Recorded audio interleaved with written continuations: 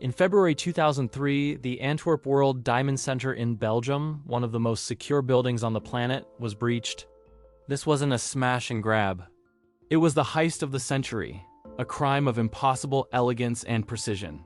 The mastermind was Leonardo Notarbartolo, who rented an office in the building over 2 years prior. He established himself as a trusted diamond merchant, all while meticulously studying the facility's legendary security systems from the inside. The vault was protected by 10 layers of security, including a seismic sensor, Doppler radar, infrared heat detectors, and a lock with 100 million possible combinations. Notarbartolo's team, the School of Turin, spent years planning their approach. They discovered that a thin layer of aerosol hairspray could temporarily blind the heat-seeking infrared sensor. This simple, low-tech solution was one of many clever workarounds they devised for the high-tech defenses.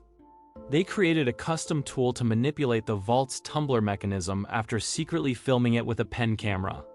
They also found the master key to the safe deposit boxes was unguarded, simply stored in a nearby utility room. During the heist, they taped over magnetic sensors, rerouted the seismic sensor, and flawlessly disabled the alarm systems. They ransacked 123 of the 160 safe deposit boxes, taking an estimated $100 million in diamonds, gold, and cash. The crime was so clean it wasn't discovered until the next business day. The team's only mistake was failing to properly burn their trash bags, which were found by a local landowner, linking Notarbartolo to the crime through a discarded receipt. Despite Notarbartolo's arrest based on this evidence, his accomplices were never identified. The police and security experts were left stunned by how the impenetrable vault had been so thoroughly defeated. To this day, the vast majority of the diamonds have never been recovered. Notarbartolo served his sentence but has maintained that the true value of the heist was far less than reported, adding to the mystery. The Antwerp heist is legendary not for its violence but for its genius. It proved that no system is truly impenetrable and that the most complex security can be undone by patient observation and simple, ingenious flaws. In the early hours of March 18, 1990, the Isabella Stewart Gardner Museum in Boston became the scene of the single largest property theft in world history. The stolen items were not cash or gold, but priceless works of art. Among the 13 stolen pieces were masterpieces by Rembrandt, Vermeer, and Degas. The total value is estimated today at over $500 million, but their cultural value is immeasurable. The heist's ingenuity lay not in defeating technology, but in exploiting human psychology and protocol. Two thieves, dressed as Boston police officers, approached the museum's security entrance. They told the two young, inexperienced night guards that they were responding to a disturbance call. Breaking protocol, the guards let them in. The thieves then claimed to recognize one of the guards and asked him to step away from the desk, separating him from the panic button. Once inside, they quickly overpowered the two guards, handcuffed them, and took them to the museum's basement, leaving them duct-taped to pipes. With the only two staff members neutralized, the thieves had the entire museum to themselves. Over the next 81 minutes, they roamed the galleries, brazenly cutting priceless paintings from their frames. Their choices were bizarre, taking some masterpieces while leaving other, more valuable works untouched, a detail that continues to baffle experts. The thieves disabled the alarm systems by taking the printouts from the motion detectors as they recorded their movements. The guards were not discovered until the morning shift arrived hours later, by which time the thieves were long gone. A massive investigation was launched by the FBI. However, the thieves left behind almost no forensic evidence, and the trail quickly went cold. Despite a $10 million reward and numerous suspects over the years, including the Boston mob, not a single one of the 13 stolen artworks has ever been recovered. The Gardner Museum heist is a masterclass in social engineering. It remains a painful lesson that the most vulnerable part of any security system is often the human element, a flaw that can be exploited by a simple, convincing disguise. In the early morning of August 8, 1963, a Royal Mail train traveling from Glasgow to London was stopped in its tracks. This was the beginning of what would become known as the Great Train Robbery, Britain's most infamous heist. The crime was masterminded by Bruce Reynolds, a charismatic antique dealer and professional thief. He assembled a gang of 15 men, including specialists who brought a level of military-style precision to the operation. The plan's ingenuity was in its elegant simplicity. The gang knew the specific train carrying high-value packages from banks. To stop it, they didn't use explosives, but rather manipulated the railway signals. They covered the green light with a glove and used a simple 6-volt battery to power the red light, bringing the multi-ton locomotive to a halt at a pre-selected isolated location known as Sears Crossing. Once the train was stopped, the gang swiftly uncoupled the engine and the first 2 carriages from the rest of the train. The second carriage was the high-value packages coach, containing the loot. The gang ordered the staff to drive the separated carriages further down the track to a nearby bridge, where their getaway vehicles were waiting. They formed a human chain, passing 120 mailbags down the embankment in just 20 minutes. The gang escaped with over £2.6 million, equivalent to more than £50 million today. They laid low at a nearby rented farmhouse, Leatherslade Farm, intending to wait for the police search to cool down. However, the police discovered the hideout sooner than expected. The robbers had made a critical error. They played a game of Monopoly while waiting, leaving their fingerprints all over the board, which became key evidence. A massive manhunt led to the eventual arrest and conviction of most of the gang. Several, including Ronnie Biggs, later escaped from prison, creating their own legends as fugitives. The Great Train Robbery became a cultural phenomenon in Britain. Its genius lay not in high-tech gadgets, but in meticulous planning and the clever, low-tech manipulation of a vital piece of national infrastructure. On November 24, 1971, a man known only as Dan D.B. Cooper hijacked a Northwest Orient Airlines flight from Portland to Seattle. His crime would become the only unsolved skyjacking in American aviation history. The man was calm, polite, and well-dressed. Shortly after takeoff, he passed a note to a flight attendant claiming he had a bomb in his briefcase. His demands were simple: $200,000 in cash and 4 parachutes. The airline cooperated. The plane landed in Seattle, where the passengers were exchanged for the money and parachutes. Cooper then ordered the pilots to take off again, heading towards Mexico City. The ingenuity of his plan became clear in his next set of instructions. He had specifically chosen a Boeing 727 because it was equipped with aft air stairs, a staircase at the rear of the plane that could be opened in flight. He ordered the plane to fly at a low altitude and slow speed, making a jump feasible. He also instructed the pilots to keep the landing gear down and the wing flaps at 15 degrees, a technical detail that suggested he had expert knowledge. Somewhere over the rugged, forested terrain of southwestern Washington, D.B. Cooper lowered the aft stairs and, with the ransom money strapped to his body, leaped out into the freezing night. An enormous manhunt was launched, one of the most extensive in FBI history. Despite scouring the probable jump zone for years, investigators found no trace of Cooper, his parachute, or the money.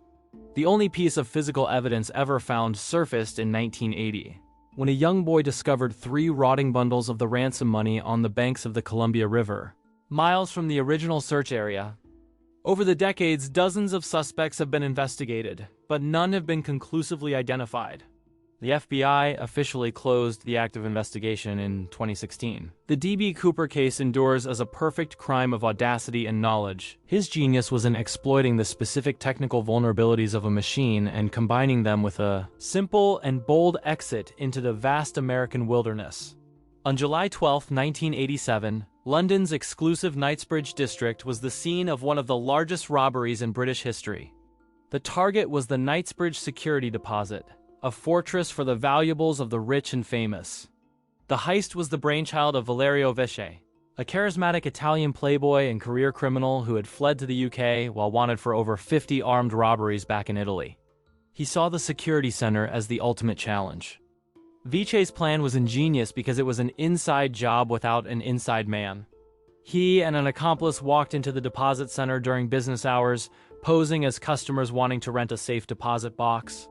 Once they were led into the vault area, they produced handguns and overpowered the managing director and the guards. They then hung a temporarily closed sign on the front door to prevent any interruptions from new customers. With the staff neutralized and the alarm systems disabled from the inside, Vesce calmly went to the front door and let in the rest of his armed gang. They now had complete control of the facility from within. The team spent hours using crowbars and hammers to force open as many safe deposit boxes as they could. They escaped with a haul estimated at £60 million, a staggering sum worth over £170 million today. The police were alerted after the shift change, long after the gang had vanished. Vichy's meticulous plan was undone by a simple mistake. He left a bloody fingerprint at the scene after cutting his hand. The print was matched to Vichy through international records. He fled the country, but was eventually arrested when he brazenly returned to the UK to arrange the shipment of his beloved Ferrari Testarossa. Most of Vichy's accomplices were never caught, and the vast majority of the stolen money and jewels were never recovered. Vichy himself was later killed in an Italian prison during a shootout.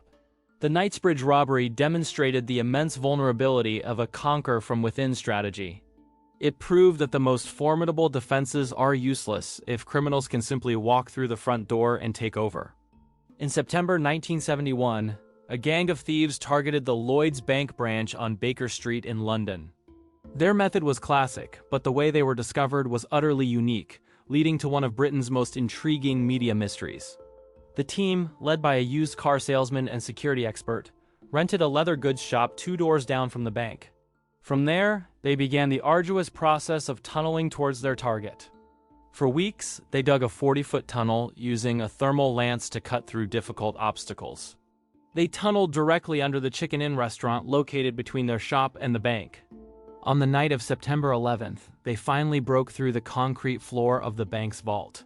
They had successfully bypassed all of the alarms on the main vault door. The heist's most ingenious twist came from an unexpected source. A local ham radio enthusiast named Robert Rowlands was scanning the airwaves late at night when he stumbled upon the robbers' walkie-talkie communications. He heard them discussing lookouts, their progress in the vault, and how much money they were finding. Realizing he was listening to a live bank robbery, he immediately called the police. Rowlands had recorded the conversations, but he didn't know the exact location of the bank. The police spent the night frantically checking over 700 banks in the area, but were unable to find the one being robbed. The thieves escaped with an estimated £3 million. When the story broke, it ran in the newspapers for a few days before suddenly vanishing. The government had issued a D-notice, a formal request for the media to stop reporting on the story. This media blackout fueled decades of speculation. It's widely believed that the thieves found compromising photos of Princess Margaret in one of the safe deposit boxes, and the government silenced the story to prevent a royal scandal. While several of the robbers were eventually caught, the full truth of what was in those boxes remains a mystery. The Baker Street robbery is a legendary heist, not just for its tunnel, but for the story that was deemed too sensitive for the public to know. In March 1972, a team of professional thieves from Ohio set their sights on a bank in Laguna Niguel, California.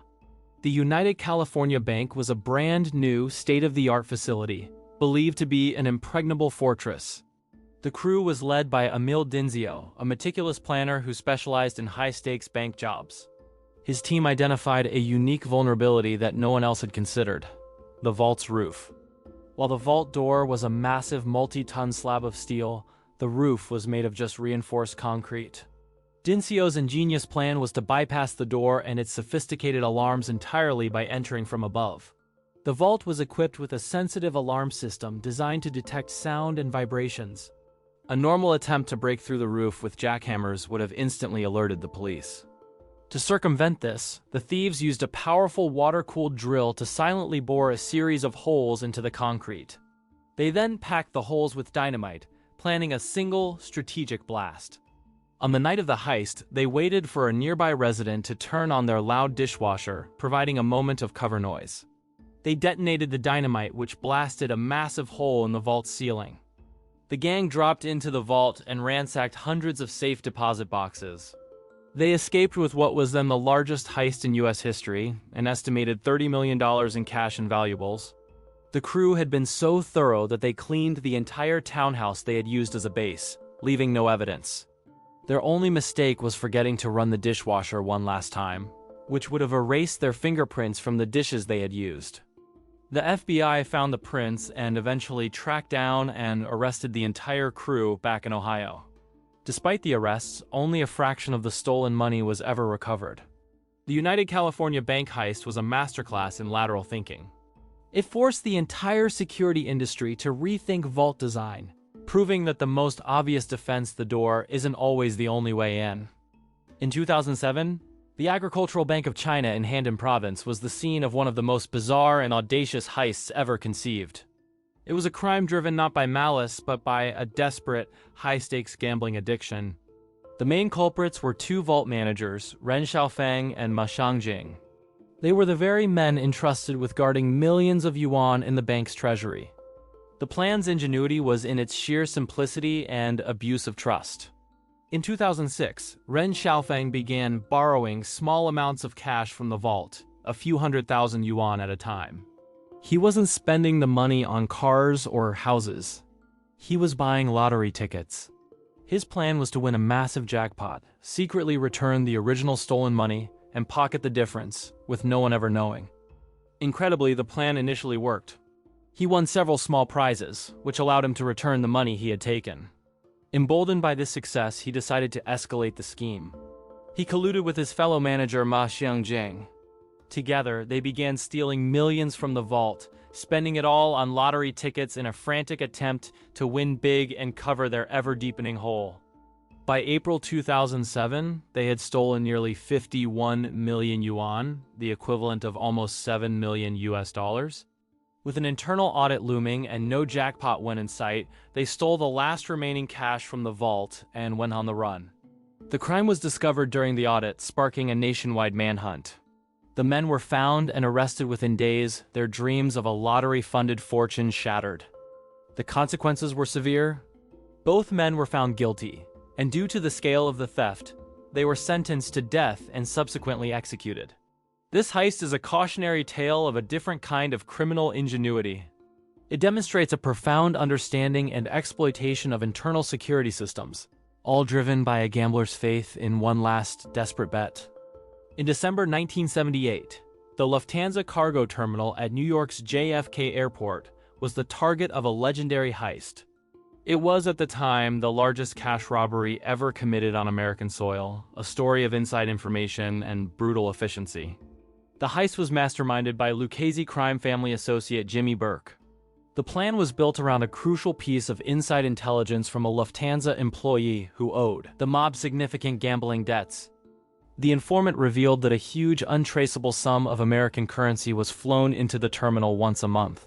He provided Burke with details on the vault, security protocols, and the best time to strike. Burke's plan was not about stealth, but about speed.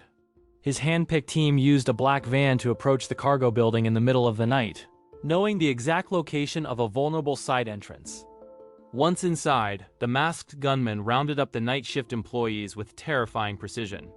They knew the names of the workers on duty and where they would be located, using this knowledge to create an atmosphere of total control.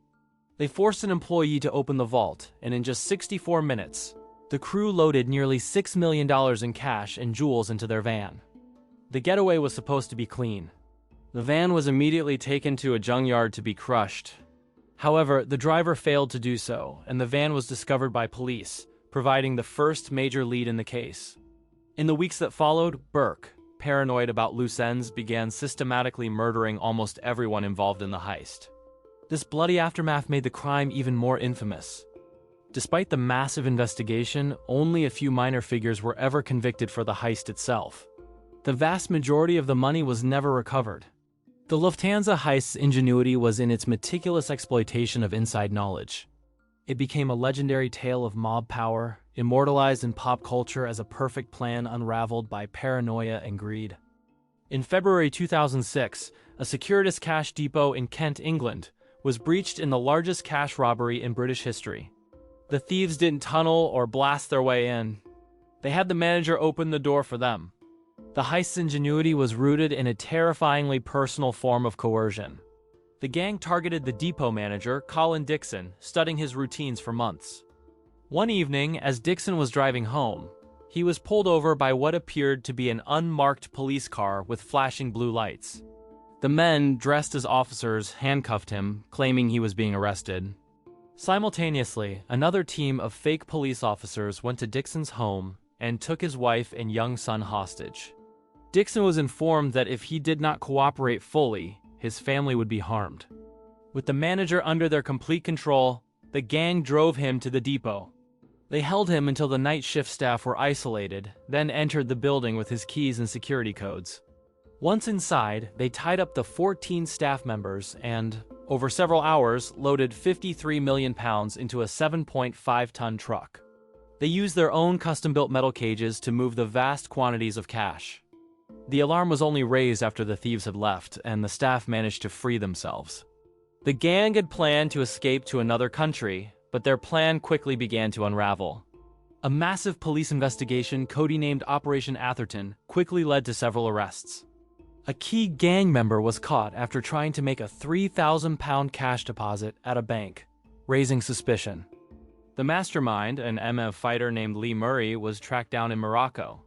The gang had used sophisticated prosthetic disguises during the heist, a detail that highlighted their meticulous level of planning. The Securitas heist was a masterclass in psychological warfare. It proved that the most effective key to a vault is not a tool, but the man who is paid to protect it, showcasing a terrifying level of criminal preparation. In August 2005, employees of the Central Bank of Brazil in Fortaleza opened their vault to a shocking sight. The floor had been breached from below, and millions of dollars were gone in a heist of monumental effort and patience. The plan's genius began 3 months earlier when the gang rented a commercial property in the city center. They established a fake landscaping company as a front, complete with uniforms, business cards, and even a website. This company provided the perfect cover for their real activity, the daily removal of tons of dirt and rock. Neighbors saw the activity but assumed it was just part of the landscaping business. The gang was digging a massive 256-foot tunnel from their rental property directly to a spot beneath the bank's vault. It was a professional engineering project, dug 13 feet underground to avoid detection. The tunnel was fully lit with electricity, had its own air circulation system, and was reinforced with wood and plastic paneling. The gang worked in shifts around the clock for over 3 months to complete it.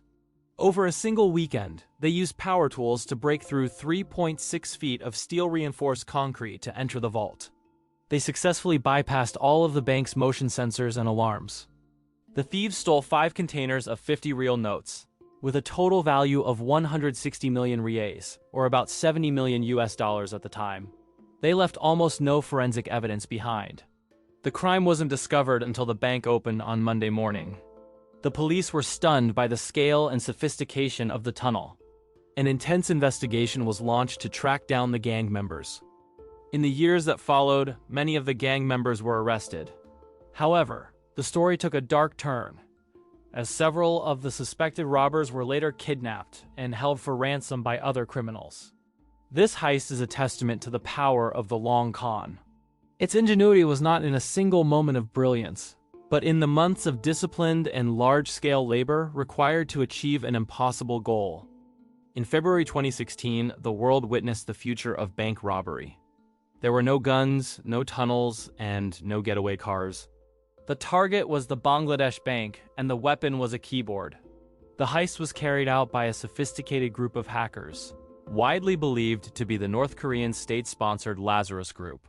Their plan was to steal nearly $1 billion using digital precision.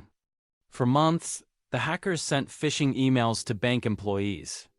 Eventually, one employee opened an attachment, unknowingly installing sophisticated malware that gave the hackers a backdoor into the bank's entire system. The hackers patiently studied the bank's procedures for making international transfers through the SWIFT network. They learned the codes, the timings, and the security protocols, waiting for the perfect moment to strike. Over a holiday weekend, they initiated 35 fraudulent transfer requests, totaling $951 million. The money was routed from the Bangladesh bank's account at the Federal Reserve Bank of New York to accounts in the Philippines and Sri Lanka. The heist's ingenuity was nearly undone by a simple hardware failure. The hackers had disabled the bank's printer to prevent a paper trail of their transfers, but a malfunction caused it to start printing some of the requests, alerting a few employees. A crucial mistake by the hackers also saved the bank. A transfer of $20 million to a Sri Lankan NGO was flagged because the hackers misspelled the word foundation as foundation. This single typo caused the routing bank to halt the transfer and raise an alert. These alerts, combined with the sheer volume of requests, allowed the Federal Reserve to halt most of the transfers. However, $101 million had already gone through before the scheme was fully stopped. The $81 million sent to the Philippines was quickly laundered through the country's casino system, making it nearly impossible to trace and recover. The Bangladesh bank heist was a watershed moment in financial crime. It was a stunning demonstration of how digital warfare could empty a real-world vault from half a world away, proving the battlefield of the 21st century heist is the keyboard. We've just explored some of history's most brilliant and audacious plans to defeat the undefeatable. If you enjoyed the video, don't forget to like, subscribe, and comment.